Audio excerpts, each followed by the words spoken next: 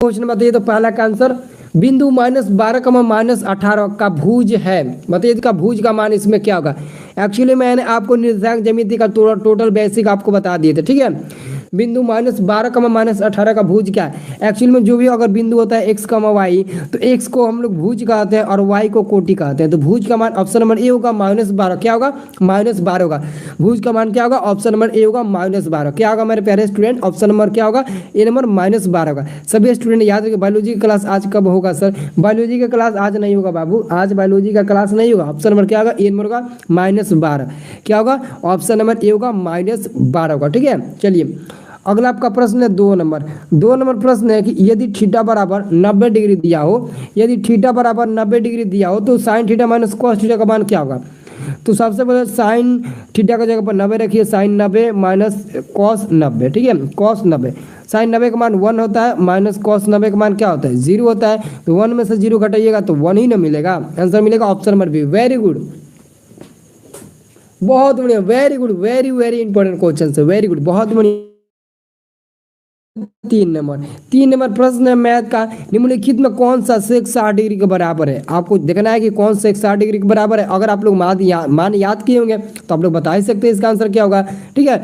Actually में, ठीक है, हमारे व्हाट्सएप ग्रुप में जुड़ जाइएगा। मेरा एक सेकंड चैनल है, उसी पर मैं कमजोर छात्रों को मैथ बताता हूं। तो व्हाट्सएप ग्रुप में जुड़ जाइए ताकि मैं आपको लिंक भेजूं तो आप उस लिंक की मदद से हमारे मतलब कि सेकंड चैनल को सब्सक्राइब कर लेंगे, ठीक है। देखिए इसका आंसर क्या होगा। देखिए सेक 60 का मान क्या होता है, सेक 60 का मान होता है 7, 2 होता है। क्या होता है, 2 होता है। और इधर कॉसेक 30 का मान होता है 2। तो आंसर क्या होगा, दोनों आपका ऑप्शन नंबर ए होगा। इसका भी आंसर ए नंबर मिल जाएगा। क्या होगा, निकिता कुमारी जी, चलिए वेरी गुड, आंसर मिलेगा ए नंबर। क्या होगा, ए नंबर होगा। चलिए अगला क्वेश्चन है आपका, इसको थोड़ा छोटा करना पड़ेगा। अगला क्वेश्चन है 4 नंबर प्रश्न के 6 सेंटीमीटर त्रिज्या वाले वृत्त के केंद्र से, 6 सेंटीमीटर त्रिज्या वाले, मान लेते हैं कि 6 सेंटीमीटर त्रिज्या वाले वृत्त के केंद्र से 10 सेमी दूर 6 मीटर त्रिज्या हो गया, ठीक है। और वृत्त के केंद्र से कितना सेंटीमीटर, तो मतलब कि यहाँ से मतलब कि 10 सेंटीमीटर दूर स्थित बिंदु से स्पर्श रेखा जो खींचा गया है उसकी लंबाई क्या होगा। तो ये 6 हो गया, ये 8 हो गया, ये एच का काम करेगा, ये बी का काम करेगा, ये पी का काम करेगा। तो आराम से निकाल लीजिए 8 का स्क्वायर करके, ठीक है। नहीं 10 ना दिया, सॉरी 10 दिया, कितना दिया, 10 दिया। 10 का स्क्वायर कर दीजिएगा, 10 का स्क्वायर 100 और इधर 36, तो घटेगा तो 64 मिल जाएगा। और 64 का वर्गमूल 8 हो जाएगा। आंसर हो जाएगा बी नंबर। क्या मिल जाएगा, ऑप्शन नंबर बी मिल जाएगा, ठीक है। क्या मिल जाएगा, ऑप्शन नंबर बी मिल जाएगा। चलिए अगला प्रश्न क्या है, अगला प्रश्न है आपका 5 नंबर प्रश्न कि यदि एक वृत्त का क्षेत्रफल 154 सेमी स्क्वायर है, यानी कि सेंटीमीटर स्क्वायर है, तो उसकी परिधि होगा। देखिए वृत्त का क्षेत्रफल पाई आर स्क्वायर होता है, तो pi R square is equal to 154 हो जाएगा।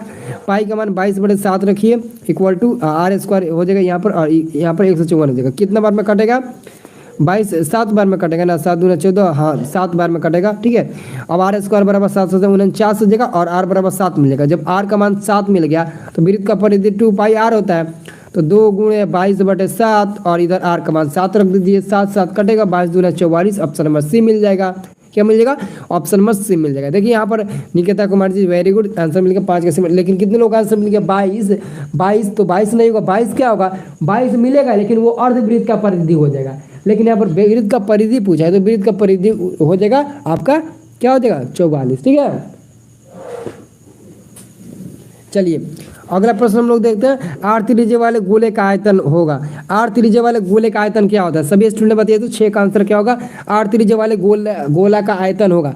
आर त्रिज्या वाले गोले का आयतन क्या होता है, 4/3 pi R cube, 1/3 pi R cube, 3/4 pi R cube, 2/3 pi R cube. देखिए ऑप्शन नंबर ए होगा 4/3 पाई आर क्यू, आर त्रिज्या वाले गोले का आयतन होता है। और जो सी नंबर में दिया 2/3 पाई आर क्यू, ये अर्ध गोला का आयतन होता है, ठीक है। तो गोले का आयतन 4/3 पाई आर क्यू होता है, अर्ध गोले का आयतन 2/3 पाई आर क्यू होता है। सभी लोग याद रखना, ऑप्शन नंबर ए होगा। क्या होगा, Anmol ji very good, option number A होगा, ठीक है।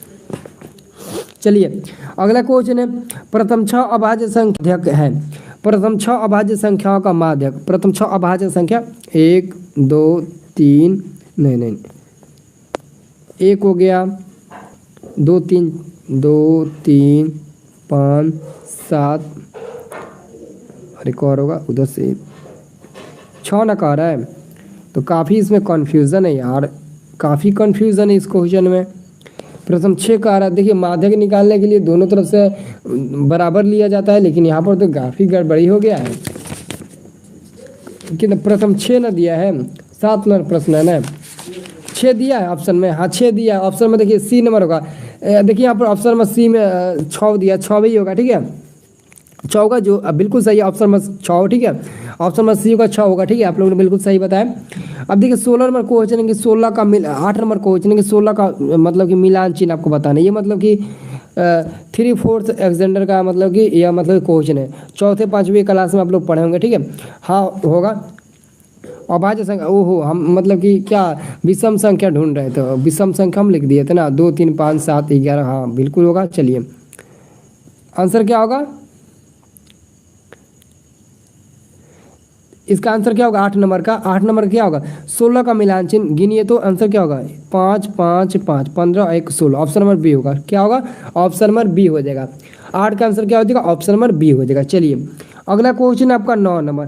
9 नंबर प्रश्न आता है कि समांतर श्रेणी 0 -4 -8 -12 का सार्वंतर क्या होगा। सार्वंतर इनके डी पदांतर। तो सार्वंतर निकालने के लिए देखिए हम लोग क्या करते हैं, किसी भी दूसरे पद में से पहले पद को घटाते हैं। चाहे आप 4 -4 में से 0 घटाइए, फिर -8 में से -4 घटाइए, या फिर -12 में से -8 घटाइए।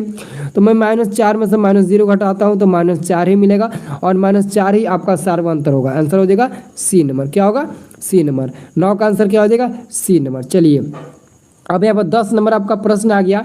बहुपद y² - 6y + 8 का घात है। तो यहाँ पर आपको दिया है y² - 6y + 8 का घात आपको बताना है 2 0 1 3। तो देखिए सबसे जो ज़्यादा पावर होता है ना उसी को हम लोग घात बोलते हैं। तो यहाँ पर सबसे ज़्यादा मतलब कि y का पावर 2 है, तो 2 आपका घात हो जाएगा। ऑप्शन नंबर ए हो जाएगा। 10 का सही उत्तर ऑप्शन नंबर ए ही हो जाएगा, 2 होगा। क्या होगा चलिए दिवाकर जी वेरी गुड, सहरसा दिवाकर जी वेरी गुड। आंसर क्या होगा ऑप्शन नंबर ए हो जाएगा, 2 ही हो जाएगा। ठीक है अब देखिए अगला क्वेश्चन देखिए, ये क्वेश्चन काफ़ी महत्वपूर्ण है। त्रिघात बहुपद का व्यापक रूप बताइए।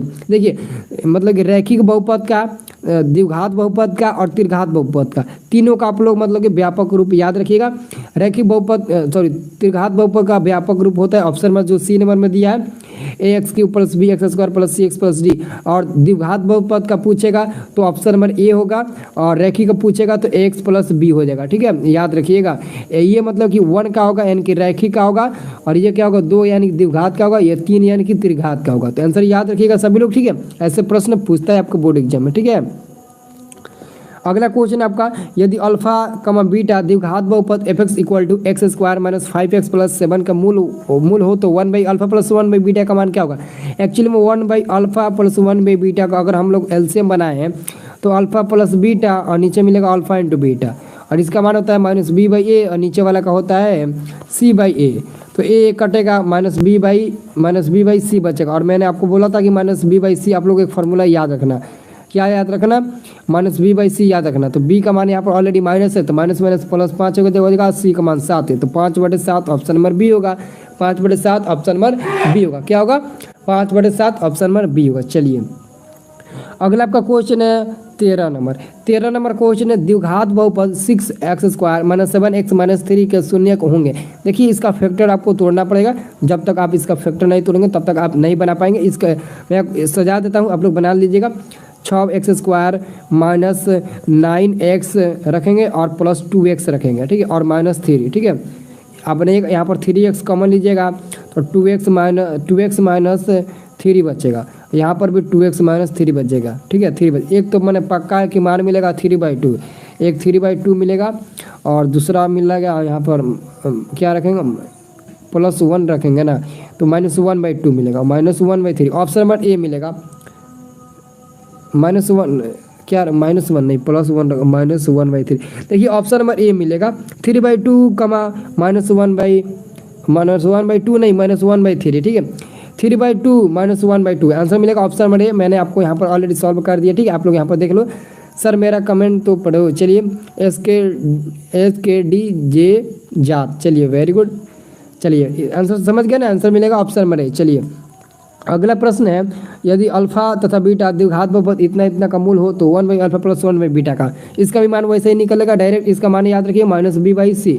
तो b का मान 2 है तो -2 हो जाएगा, c का मान 3 है तो 3 हो जाएगा, तो -2/3 -2/3 आंसर होगा बी नंबर। क्या होगा? -2/3।